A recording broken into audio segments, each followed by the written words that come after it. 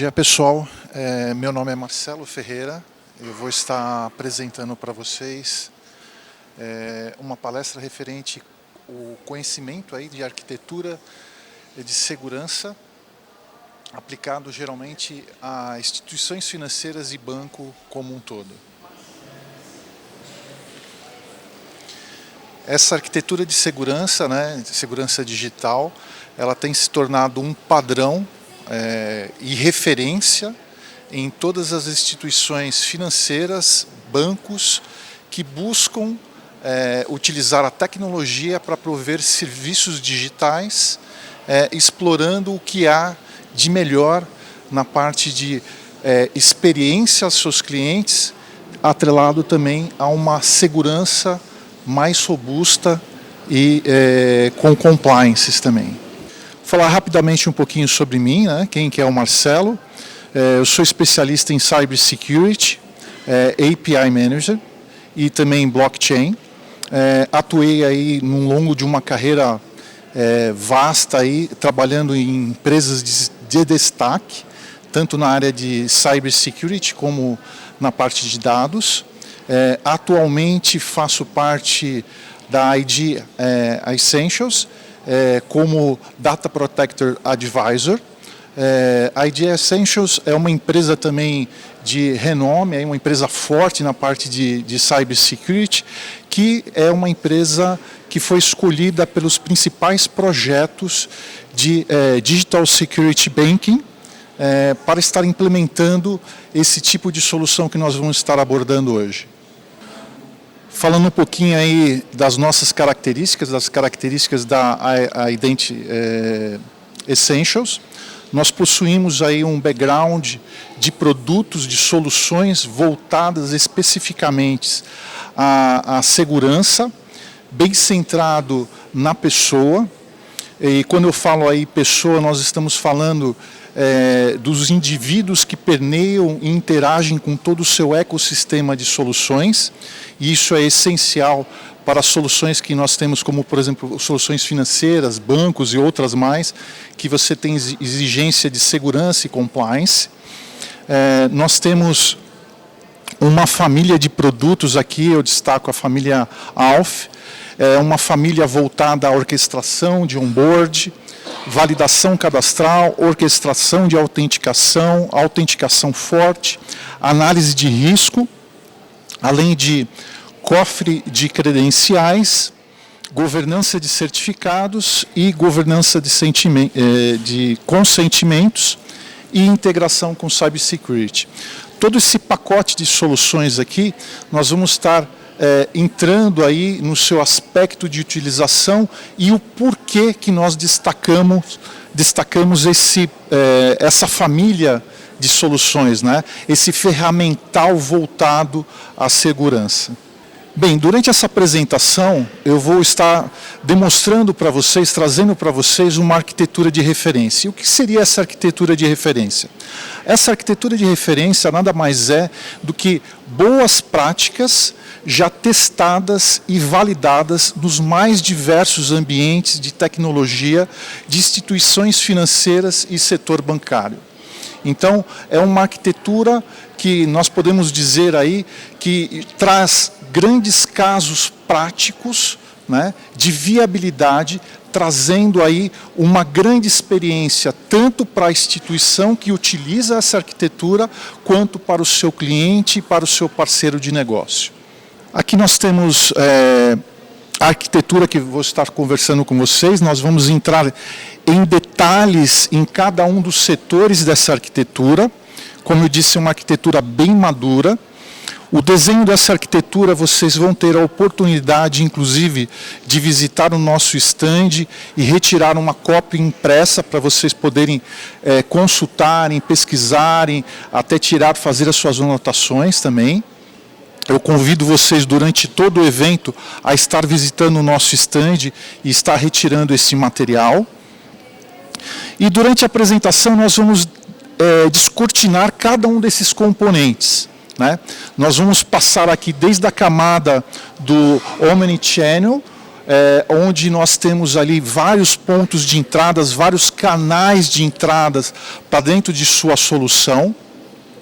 Nós temos aqui uma camada de API, é uma camada, na verdade, não apenas do tradicional API, mas o API focado em segurança. Nós vamos trabalhar esse assunto, esse tópico.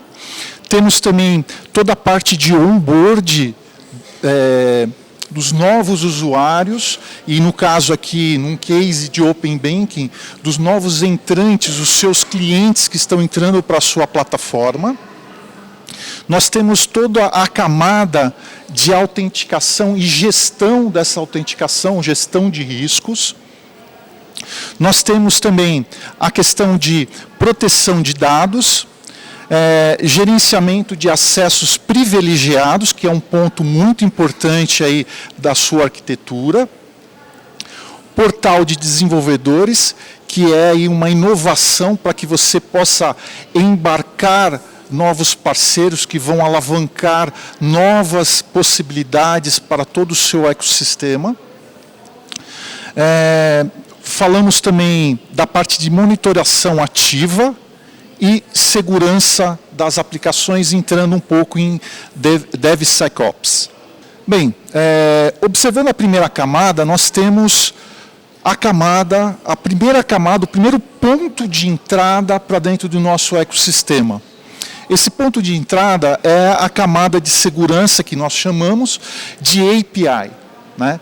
Nessa camada é o primeiro ponto de acesso aonde você vai começar a encontrar as primeiras ameaças. Essas ameaças são ameaças geralmente conhecidas pela solução de API, e aqui eu volto a repetir, uma solução de API focada em segurança, não só a questão de gestão de chamados, de microserviços, etc., mas uma camada de segurança que vai atuar num primeiro momento, diretamente com essas ameaças conhecidas. São ameaças já bem estabelecidas, bem conhecidas por essa solução, e ela vai ter a capacidade de combater essas vulnerabilidades, essas ameaças.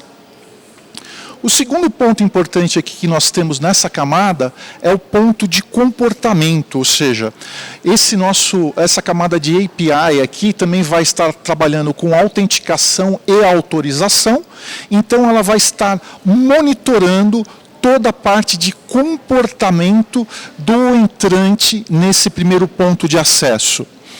E quando nós falamos de comportamento aqui, a nível de inovação, nós também podemos estar trabalhando com machine learning para justamente identificar vulnerabilidades e ameaças fora do padrão. Ameaças que muitas das vezes esta camada, por default de mercado, não consegue identificar. Então nós temos um componente inteligente com machine learning que vai identificar comportamentos e ameaças fora do padrão.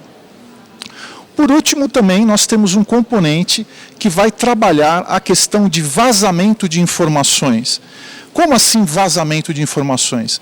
Porque muitas das vezes você está blindado aqui com tecnologia, com artefatos para segurança, mas você acaba escapando a questão de vazamento de informações pelo próprio padrão que você adotou na sua plataforma. Quando nós falamos de API Gateway, nós estamos falando de uma possibilidade de exposição de serviços, né, de trabalho com parceiros, com fintechs, por exemplo, no caso de Open Banking, e para a sua arquitetura, para o seu ecossistema, quando um parceiro adentra na sua solução, ele está validado, ele é um usuário confiável. E aí existe um ponto de vulnerabilidade, porque o seu parceiro, essa fintech, pode estar contaminada, pode ter sido invadida, por exemplo, e ela, para o seu ecossistema, está sendo como uma entidade, um participante, uma pessoa confiável. E aí a invasão e o vazamento da informação passam a ser realizados por esse personagem, por essa entidade que entrou na sua arquitetura. Então aí ele passa a ser uma ponte para a exploração de ameaças, de vulnerabilidades. Um outro setor aqui importante da nossa arquitetura é o setor de onboard. Hoje, atualmente, a maioria das aplicações digitais que procuram trazer uma experiência 100% digital para o usuário, com um onboard, com uma entrada do usuário de forma descentralizada, trazendo a inovação, tem este tipo de cenário. Então, nós temos, principalmente num ambiente onde você tem regulações, como, por exemplo, Know Your Customer ou processos anti-lavagem de dinheiro, você vai ter alguns cuidados aqui com relação à segurança. Então, por exemplo, no onboard de um Open Banking, através de mobile, por exemplo, o seu novo usuário, o seu cliente, faz ali o seu cadastro e o upload de documentos, foto, comprovante de endereço, selfie, até filmes, até uma imagem ali, um pequeno filme. Nesse processo, existe hoje um vetor muito explorado, uma ameaça muito explorada a nível de ataque. Qual que é esse vetor? Bem, no momento que ele faz esse upload de documento, esse documento pode estar contaminado de uma forma intencional ou não intencional com um malware. Seja no comprovante de endereço, seja na imagem ou seja num filme.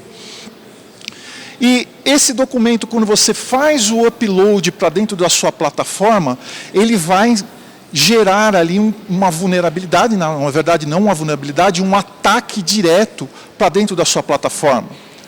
Porque você, muitas das vezes, se preparou nessa primeira camada e essa segunda do onboard, que é o cadastro do usuário, você não pensou nesse tipo de ameaça. Então, aqui nós temos alguns componentes, alguns passos que você deve pensar na sua solução, pensando nessa arquitetura referência.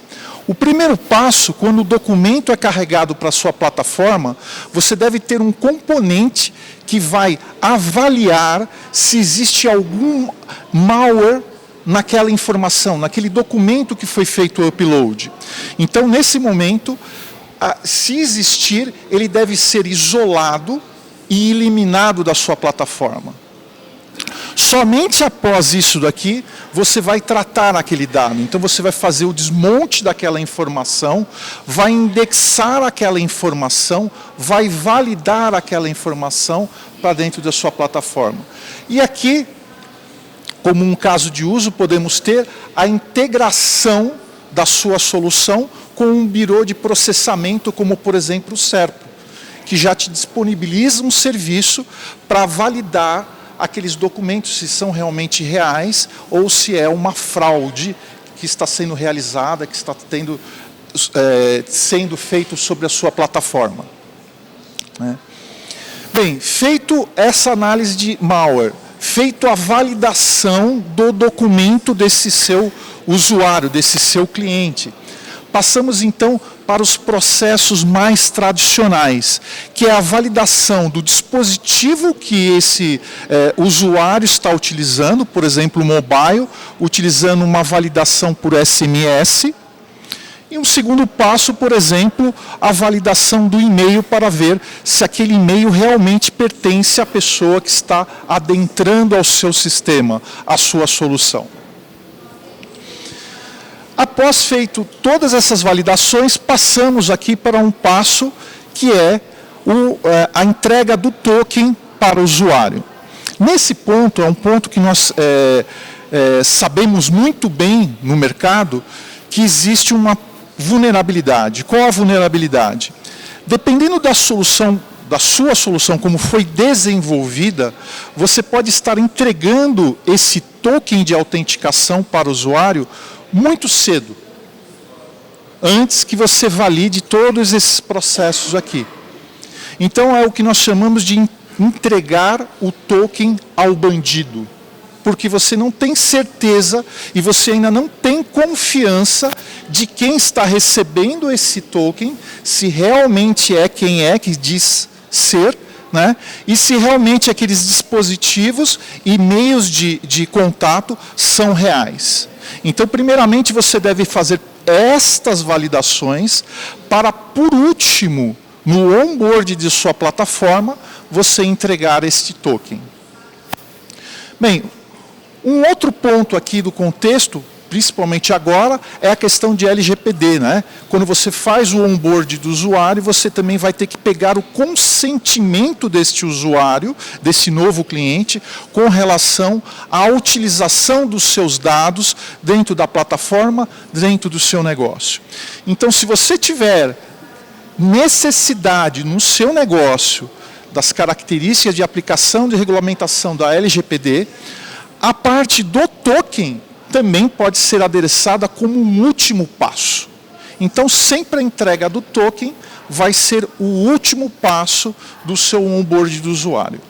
Ok? Uma outra camada que nós temos aqui, que é a camada de autenticação, já é uma camada muito conhecida, já é muito sólida no mercado. Ela, na questão de Open Banking, ela é remetida a padrões de mercado, padrões sólidos, né, em até alguns termos de regulamentação. Nesse caso, se aplica o padrão ali de Strong Consumer Authentication, né? E utilizando como padrões de autenticação, nós temos obrigatoriamente aqui o AUTH e o OpenID Connect, que são padrões já reconhecidos e muito difundidos e utilizados a nível de segurança. Depois nós temos a questão de orquestração de multifatores de autenticação, e essa orquestração aqui, ela vai te remeter diretamente à autenticação forte, a níveis de autenticação forte e a análise baseada em risco. E nesse ponto nós podemos agregar a inovação, né? Trazer uma experiência diferenciada ao usuário e não ficar no básico de uma autenticação do usuário. Então nós podemos dizer aqui que nós podemos prover ao usuário uma experiência Uber. O que seria essa experiência Uber? É o usuário adentrar a sua plataforma sem uma senha, ou seja, a partir do momento que você fez todo o processo de onboard, que você validou o usuário, a identidade do usuário, que você certificou e confia no dispositivo que o usuário está adentrando ao seu sistema, que está utilizando o seu sistema, você pode trazer uma experiência aí muito mais suave a ele, sem a necessidade dele estar fornecendo uma autenticação forte, como senhas, tokens, etc. Para que isso aconteça, você tem que fazer a análise de risco. Você tem que ter uma inteligência aqui que vai analisar o risco do acesso do usuário à sua plataforma. O que seria essa análise de risco? Um exemplo, você tem um usuário que está localizado aqui no Brasil, né? E, por um motivo qualquer, ele faz uma viagem para o exterior. Então, quando ele faz essa viagem, faz o acesso à sua plataforma, ele está como posso dizer, num perfil diferente do habitual que ele se encontra normalmente, ou seja, ele está num comportamento diferente do padrão que ele tem habitualmente, né? Então, a sua solução vai ter que analisar esse comportamento do usuário e identificar se aquele acesso, aquela operação, por exemplo, até uma transferência financeira, uma operação financeira qualquer, representa algum risco à sua plataforma. E a partir deste momento, baseado nesta análise, você vai desafiar o usuário com um risco que pode ser uma autenticação através de um SMS, a resposta de um e-mail, ou mesmo restringir o acesso dele na plataforma. Então, esta inteligência aqui seria um grande passo que vocês devem pensar não só a nível de segurança, mas a nível de inovação, de experiência que você pode oferecer ao seu usuário. Dando continuidade, nós temos ligado diretamente a esse tópico que eu acabei de mencionar, a questão de monitoração ativa dentro da sua plataforma. Né? Como que você monitora os riscos ativamente na sua plataforma. Né? Quando nós apresentamos aquele exemplo da experiência Uber, né? Você tem um cenário que foi analisado e você confiou no comportamento do usuário que adentrou a sua aplicação, a sua solução. Mas você pode ter o inverso, né? É uma situação atípica, como eu falei, o seu usuário viajou para uma outra região ou fez uma operação totalmente fora do padrão de comportamento habitual dele, e você desafiou ele respondeu a esse desafio, e aí você permitiu o acesso a ele à plataforma.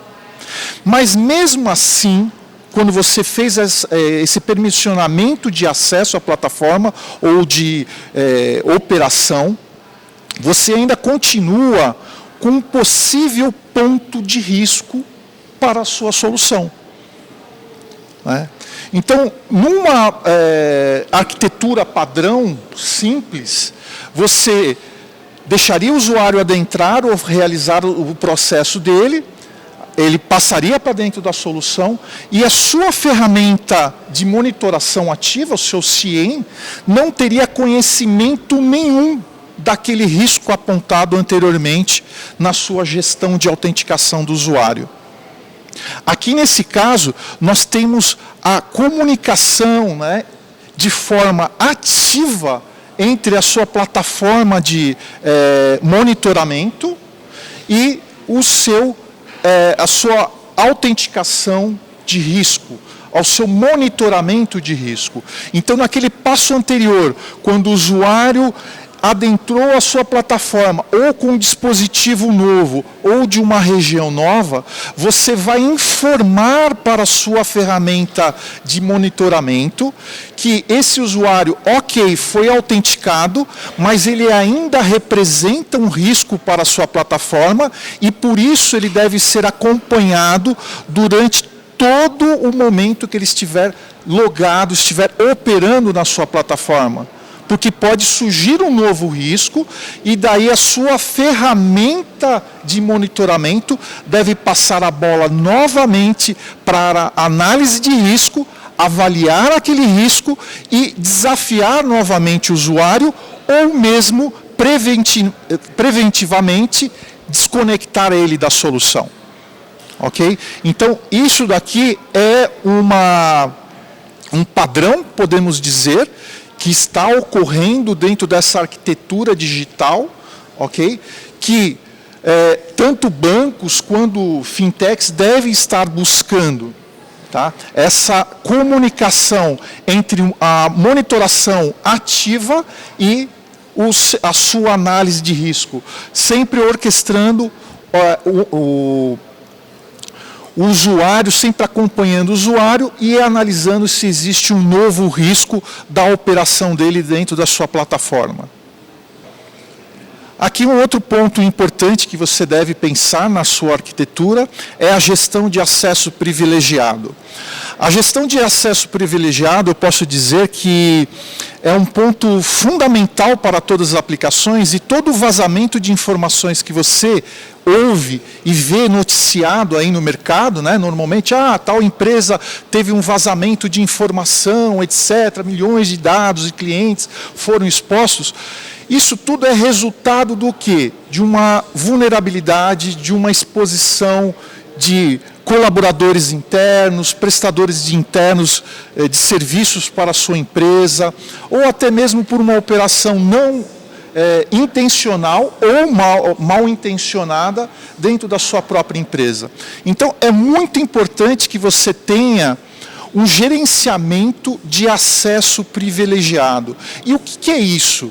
É você gerir todos os acessos, todas as credenciais que tenham um privilégio dentro da sua arquitetura. Então, esse gerenciamento, ele parte do seguinte princípio: você tem um ator, você tem um colaborador dentro da sua estrutura, por exemplo, um DBA, e você vai restringir o acesso dele a ativos, a componentes da infraestrutura que realmente fazem sentido para aquele colaborador. E vai esconder, não vai apresentar para aquele colaborador os ativos e componentes, servidores, softwares, etc., que não fazem sentido para ele estar utilizando. Além disso, você nunca vai passar a credencial real daquele dispositivo, daquele componente, daquele servidor, por exemplo, no caso do DBA, um servidor de banco de dados, ele não vai ter acesso diretamente à credencial. Ele vai ter um login, um logon, aquele componente, de forma automática e com um período pré-determinado para a atividade dele. E dentro da atividade dele, além de você ter recursos que vão monitorar e gravar tudo que ele for executar, você também vai restringir os comandos que ele vai executar sobre aquele componente. No exemplo do DBA, um DBA ele pode administrar o banco, mas ele não pode tirar uma cópia da sua base de dados de cliente para fora da sua infraestrutura. Então você tem recursos aqui de capar, de cortar esse tipo de operação de um DBA. Outro ponto que nós temos aqui é referente à governança de privacidade, né? Hoje, com a questão de LGPD, é fundamental você ter esse tipo de governança de privacidade, porque é algo regulamentar e tem um impacto muito grande na operação da sua empresa, seja ela de grande porte, médio ou pequeno, uma fintech, por exemplo, tem um impacto muito grande, não só financeiro, mas com relação à imagem da empresa. Então, nesse caso aqui, nós temos que ter um processo que vai ser a ligação de tudo que você tem de processos de negócio, de consentimentos que foram estabelecidos, de formulários, etc., aqui na sua parte de negócios, em relação também a todos os seus ativos, ou seja, a sua camada de cybersecurity, que você colocou na sua arquitetura para justamente realizar a proteção dos seus ativos, que trabalham com essas informações que foram concedidas para você poder manipular pelo seu usuário. Então, o usuário te concedeu o acesso de manipulação a algumas informações, a idade dele, endereço, CPF. Então, você tem que proteger com essa camada de cybersecurity os ativos que utilizam essas informações, que manipulam essas informações. Mas isso é feito muitas vezes manualmente. Aqui nós temos que ter uma inteligência que vai ligar essas duas camadas, ao ponto que, se você incluir um novo ativo que vai manipular uma informação concedida pelo usuário, que está debaixo da LGPD, por exemplo, esse sistema aqui deve automaticamente avisar a essa camada de cybersecurity que ele tem um novo componente para fazer o monitoramento. Bem, um outro ponto importante aqui, fundamental para quem está trabalhando com inovação, que procura aí novas oportunidades, é a camada que nós colocamos aqui como portal de APIs, o portal que você vai oferecer para os desenvolvedores e parceiros. Nessa camada você tem o portal do desenvolvedor, onde você vai ter uma exposição com fóruns, debates, exemplos de código das suas APIs que você está oferecendo para os seus parceiros de negócio, para que esses possam desenvolver novas soluções baseadas na sua plataforma. Temos um catálogo também de APIs, esse catálogo de APIs aí, ele vai ter toda a documentação das suas APIs. Temos a virtualização do ambiente. O que é a virtualização do ambiente? É você estar apartando o seu ambiente de produção para um ambiente já mais fechado, onde esses desenvolvedores têm liberdade para poder fazer testes, homologação, etc. Os dados sintéticos, que são os dados que ele possa ter casos de uso prático na utilização dessas APIs, com resultados palpáveis para ele poder testar. E isso tudo de forma automatizada, ou seja, você não vai precisar administrar isso. O próprio usuário ele tem o portal, o parceiro tem o portal, ele se cadastra, registra, etc.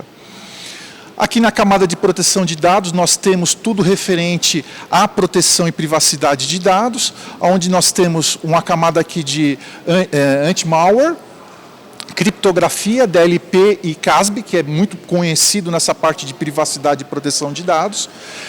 O anti-malware fazendo toda a busca ali por alguma vulnerabilidade de contaminação, criptografia oferecendo a proteção de dados, o DLP e o CASB ali, que são bem conhecidos com essa parte, vão atuar aí fortemente com vocês aí. Por último, aqui para encerrar, nós temos a questão de segurança de aplicações, onde nós vamos ter diversos componentes voltados especificamente para a segurança da sua aplicação. Então, nós temos análise estática, análise de componentes de terceiro frameworks, como, por exemplo, o Open Source, análise dinâmica, análise de infraestrutura, vulnerabilidades na sua infraestrutura, priorização de vulnerabilidades, o que ele achou, o que você deve atacar primeiro e de que forma é mais interessante, e a parte também de exploração de contas de serviço. Bem, pessoal, essa apresentação, como eu disse, vocês têm uma cópia impressa no stand e vocês vão poder estar retirando, ok? Eu agradeço aí a oportunidade de estar apresentando e a atenção de todos. Obrigado.